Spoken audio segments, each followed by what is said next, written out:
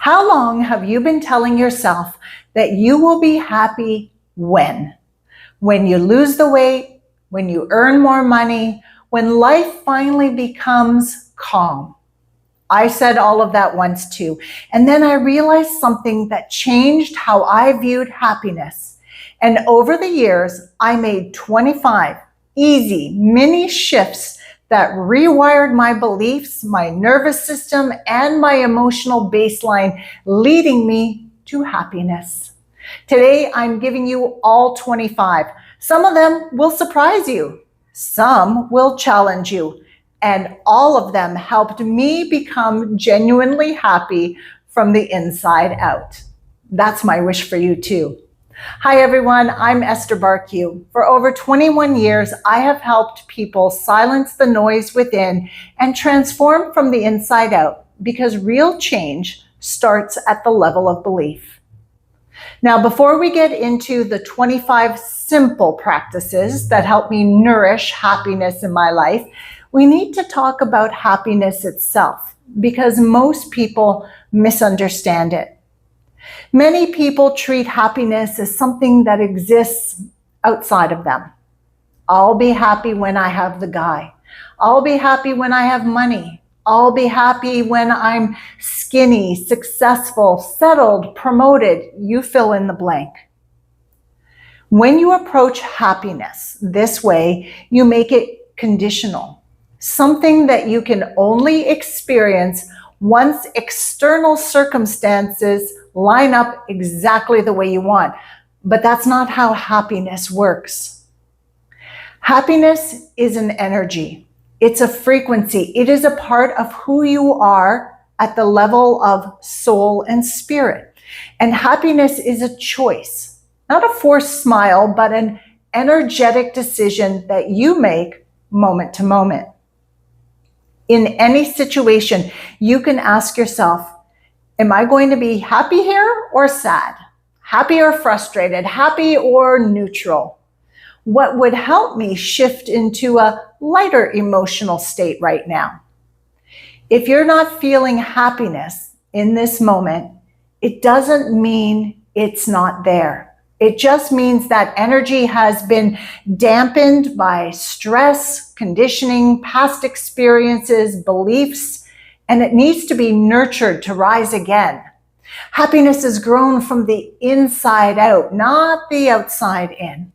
And science backs this up. The Harvard Happiness Study, which has followed participants for more than 85 years, found that happiness does not come from achievements, money, or external success. It consistently rises from a person's inner emotional landscape, the thoughts that they nurture, the beliefs they hold, and how they relate to themselves and to other people. Neuroscience tells the same story. Research published in Nature Neuroscience shows that small daily choices, like shifting your focus, practicing gratitude, or changing your internal narrative, activate the brain's reward circuits. In other words, your brain can be trained towards happiness through internal practice, not external acquisition. This brings us to core beliefs. For more than 21 years in my own life and in my work with clients, I have seen that every belief creates a system around it, which includes emotions, behaviors, patterns, even the people you attract. Cognitive psychology calls this a schism. When the core belief changes, the entire emotional and behavioral system reorganizes. That's why shifting an "I'll be happy when" belief can completely change your emotional baseline.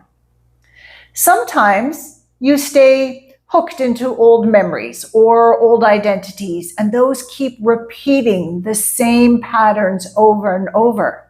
But when a core belief shifts, the entire system collapses in a good way. You create space to choose something new. In this case today, we are talking about happiness. And that's where the 25 practices come in.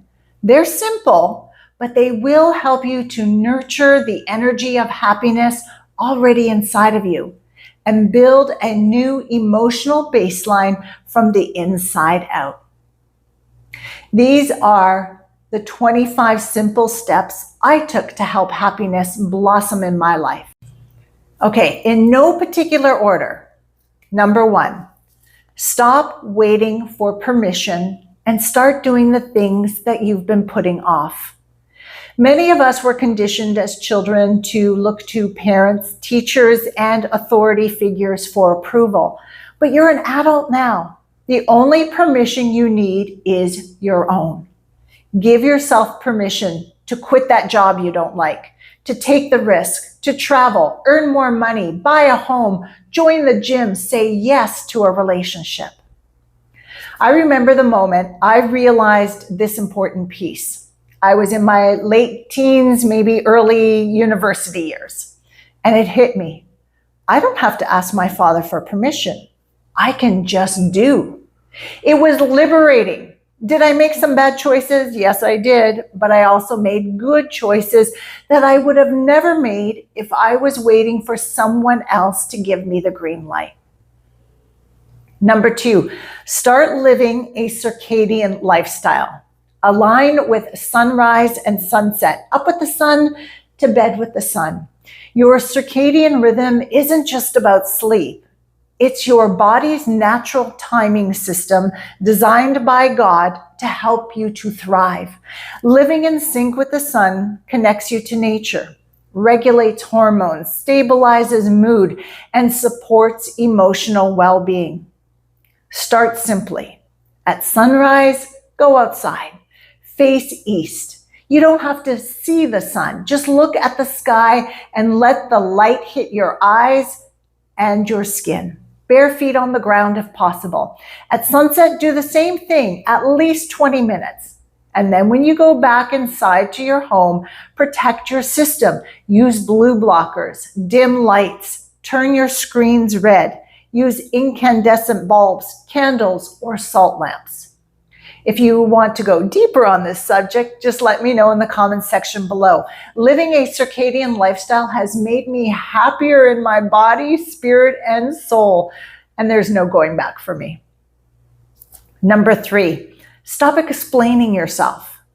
We spend so much energy justifying our choices to people who are not living our lives, and that drains you. If it's someone close to you and you want to have a mutual, respectful conversation, go for it. But if you're defending yourself or feeling pressured to explain, just stop. You don't need to do it. Number 4, be selfish. We're taught, don't be selfish, but people who live by that rule often get walked all over and never make time for themselves. Be selfish when you need to be. Put yourself first without guilt. You cannot pour from an empty cup, and martyrdom is not a virtue. Yes, there are moments when you can prioritize others, emergencies, loved ones in need, people you care for deeply, ask for help, but strategically know when to say, not right now, and that will make you happier. Number 5, talk to strangers. I love this one. I grew up in a family where this was modeled. Talk to the person in front of you at the grocery store. Strike up conversations on the bus. I often stop women on the street to compliment their outfit. I say, you look beautiful. I love this dress. Where did you get it? I've met so many wonderful people this way, and I know that I have touched hearts with this small kindness. Number 6. Unfollow anyone on social media who stresses you out. If someone's posts make your chest tighten or your energy dip, make you feel not good about yourself, they are not for you right now. Maybe later, maybe never.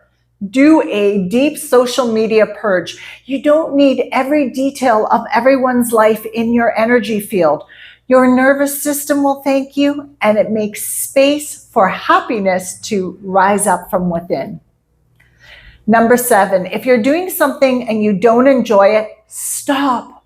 Stop reading the book you don't like. Stop the movie that's not good. Stop the podcast, the conversation. Stop eating the food that you don't like. There's a belief that you must see things through.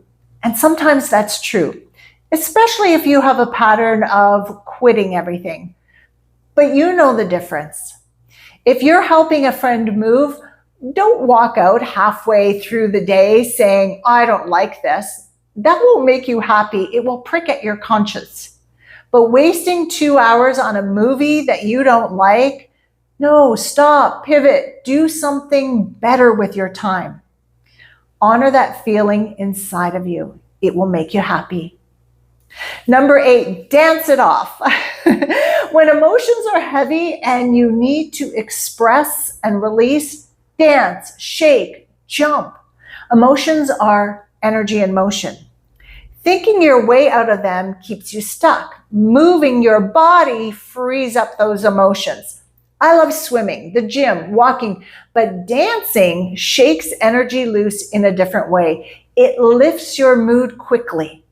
Grey's Anatomy fans know Meredith and Christina always dance it out. There's wisdom in that. Number 9, speak your truth more quickly. The gap between feeling something and saying it is where resentment and anxiety builds, so shorten the gap. Speak your truth kindly, productively, and in a way that supports both you and the person that you're talking to. Now, we've all had those moments where our conversation comes out messy. That's human. But learning to express your truth sooner and more clearly builds inner peace. I grew up polarized, either holding everything in or just blasting it out. Learning the middle ground changed everything for me. You're never happy when you suppress your voice, and you're never happy when you explode words all over people. So find the balance and don't wait too long. Number 10, touch the earth daily. This ties into circadian living, but it matters on its own. So bare feet on the grass, on the dirt, on the sand, even concrete works. This isn't woo. It's grounding your electrical system, smoothing out your energy, and collecting electrons from the earth, which you need for healthy living. Humans always lived this way, with earth connection, until very recently. As we've disconnected from nature, we've become more stressed, inflamed, and depressed. Nature regulates you. There are numerous studies showing that exposure to natural environments reduces stress, stabilizes mood, and enhances emotional well-being. Number 11, stop trying to be low maintenance. Having needs is not bad. It's not a flaw. It's being human. I grew up on a farm and we were often just getting by. I learned not to ask for things. I learned to stay small. I remember telling my father that he didn't have to buy a Christmas present for me because I saw the struggle. And I carried that patterning into my teens, 20s, and 30s. And honestly, I still have to watch out for it from time to time. I'm simple and minimalistic by nature, but I also like good quality. And I've learned that it is okay to be high maintenance sometimes. It's okay to have needs. The extreme of trying to be too low maintenance creates disconnection. So allow yourself to be everything. Minimal, simple, high maintenance when you want to be. That's freedom, and that freedom creates happiness. Number 12, celebrate yourself. This is something I have told clients for years. Celebrate everything, every tiny win. Like, I waited 5 hours before eating the chocolate bar. I normally inhale it. Celebrate that. Celebrate that you got up for sunrise, that you moved your body, you sent the email, you applied for the job. Don't wait until the goal is achieved. If you do, you might be waiting months or years. And what? You're not going to be happy during that entire journey, but you will be if you celebrate the wins. Life is a process. There is no final end game, just new levels of living and being. Celebrating the steps, the attempts, decisions, the showing up, that builds happiness and confidence. Number 13, set your morning up for success, and this will nurture the happy inside of you. This step will look different for everyone, but here's my current routine so that you can see what I mean. When I wake up in the morning, always for sunrise, usually a few minutes before, even before my feet touch the ground, I'm already thinking positive thoughts. I'll say things in my head like, "Good morning, God. I'm excited about today. I wonder what this day is going to bring." Or if I have something planned for the day, I'll say, "Yes, I'm meeting so-and-so for coffee. I'm going to the beach. I have a client today. We're going to do great work." You see, in bed, I'm already vibing up, raising my vibration before I even get out of bed. Most people wake up to a blaring alarm and start the day with, "Oh, geez, another day." And then that becomes the emotional tone that they carry with them into everything. I set myself up for happy before I even crawl out of bed. It calms my nervous system, gives me a positive outlook, and creates a strong foundation for the day. Number 14, being okay is great. At some point, I decided that okay was actually really, really good. When I say, "I look okay today," I feel okay today, things are okay today, not in a dismissive or self-critical way, but simply okay is good. The peace that comes with that is incredible. It stabilizes you, it grounds you, and it opens the door to happiness. Number 15, make basic tasks fun. My Auntie Luba taught me this when I was a preteen. I would be grumbling about laundry, cleaning, homework, and she'd say, "It's because you're not making it fun, Esther." And she showed me how to make tasks I didn't enjoy more enjoyable. I still use this strategy today. So when I'm cleaning, which I like, but I naturally don't find as fun, I put on music. I use really good cleaning supplies that I like. I remind myself that when this is done, I'm going to go for a coffee, or, "Oh, it's going to feel so good when the energy shifts in here." When I used to complain about winter, Auntie Luba would say, "It's because you're not letting winter be fun.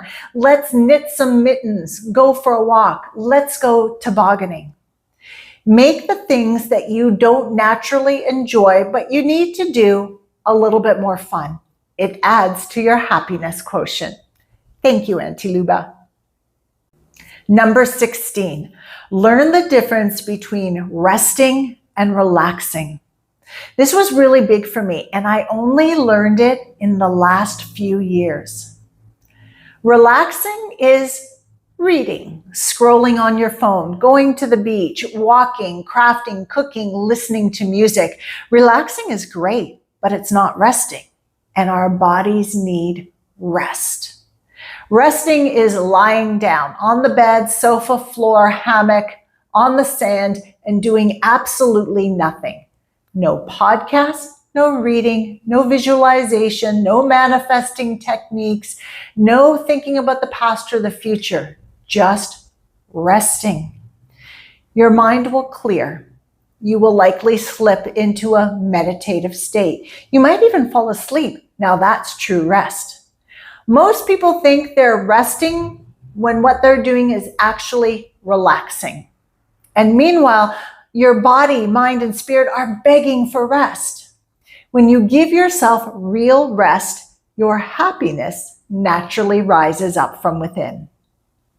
Number 17, treat your body well.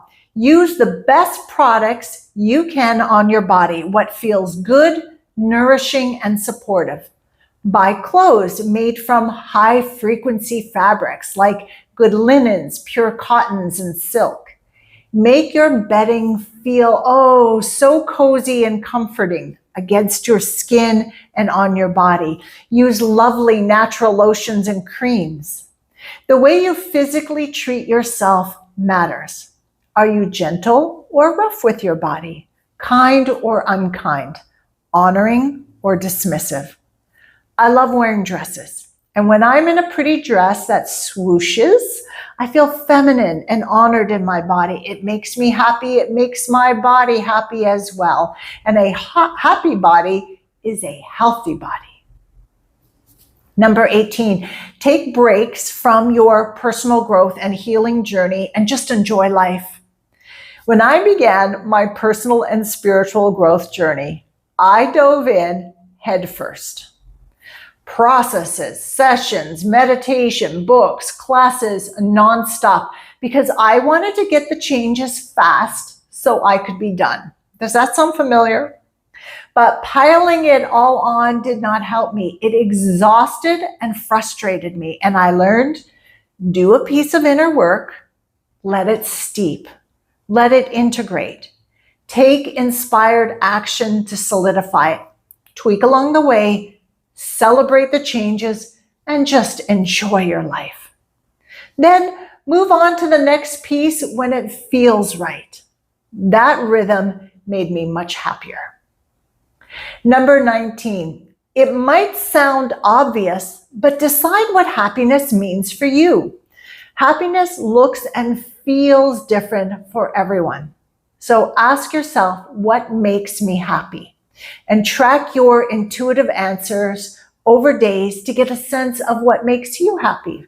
For me, one thing that makes me happy is waking up and doing my sunrise rituals without having to rush to work, having to be somewhere. And I designed my life to give me that freedom, and it lights me up. Write down what makes you happy. Then begin doing those things, not because the things make you happy, but because they cultivate the happy energy inside of you. Number 20, travel. In 2015, I began a traveling lifestyle. I'm still at it. I don't know when it will end, and I kind of like that. If I hadn't taken this step, it would have been one of my biggest life regrets. I love immersing myself in cultures, not for a day or a week, but truly immersing in cultures over time, meeting people, seeing new things, even the challenges, the uncomfortable situations, they fascinate me. Traveling is my thing. Yours might be something else. And whatever it is that lights you up, maybe you're only letting yourself do just a little bit of it or none of it at all because of limiting beliefs or fear of what others will think. When I made my decision to live a traveling lifestyle, I didn't care what people thought. I sold everything that I owned, kept just a few things in storage, bought a ticket to the Bosnian pyramids, and left. People were shocked, but it's not their life. It was mine, and it's your life. So travel or do that thing that lights you up. One more thing, just a sidebar. Traveling really opened up my eyes. I learned that people everywhere are mostly kind and good, and that we all basically want the same things: nice family, good food, celebration, and purpose. It's beautiful. 21, text someone and say, "Hi, I've been thinking about you. I'm just checking in. I was remembering that time that I love doing this step.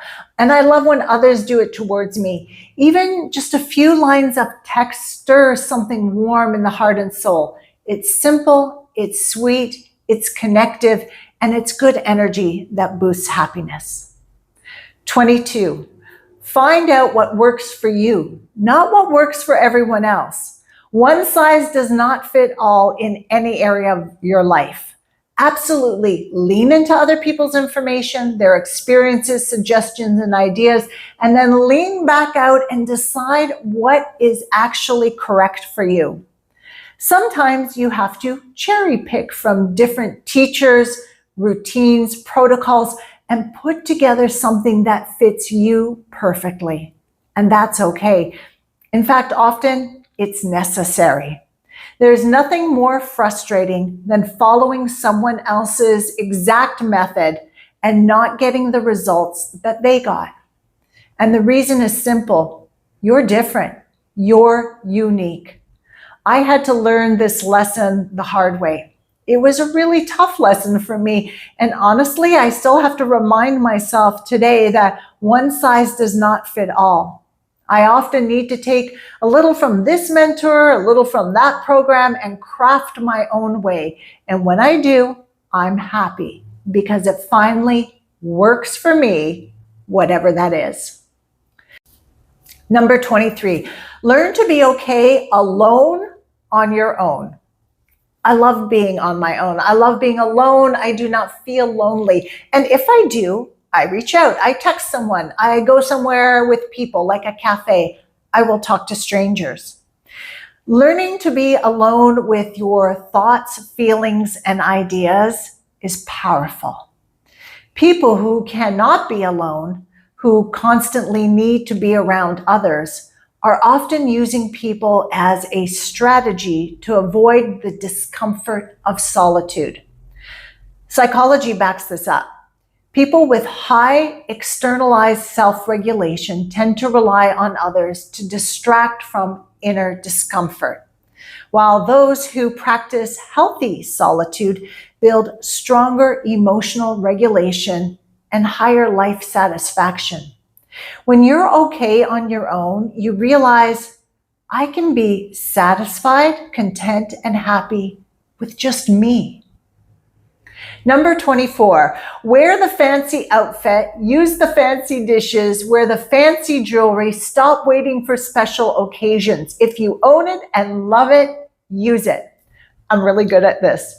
My life is different now because I live out of a suitcase, but when I had a big closet, I was always overdressed, except I didn't think I was overdressed. I was wearing what made me exude the happiness from within.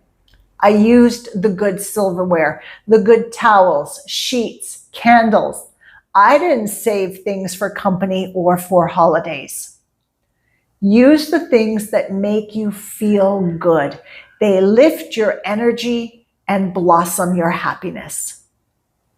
Number 25, laugh. Laugh on purpose. Laughter boosts energy. It raises your vibration and shifts everyone around you into a happier state. Laugh at the dog. Laugh at a comedy. Laugh at life and laugh at yourself. Good-hearted laughter warms the heart and supports happiness. Now, what do you do with all this information? Pick 3 things that you heard today that you're currently not doing. 3 things that feel right for you, and begin integrating them into your life. And let me know which ones you choose. Also, if you have practices that bring you happiness, nurture the happy within, and I didn't mention them, share them in the comments. We can all learn from each other. Whatever it is, I want to hear about it. And if you're ready for deep change, if you understand that real change begins within with your core beliefs, I might just be the person to help you out. I will drop a link below to my session information. Read through it. And if we haven't worked before, reach out to me before you sign up so we can discuss if we are a good match. My work is deeply personal, and it shines best for people who are already able to access information from within. And if you're working on that skill, well, maybe that's where we can start. And check out the video that's popping up on the screen right now. YouTube and I feel that it is a perfect complement to what we've discussed here today. Ciao for now.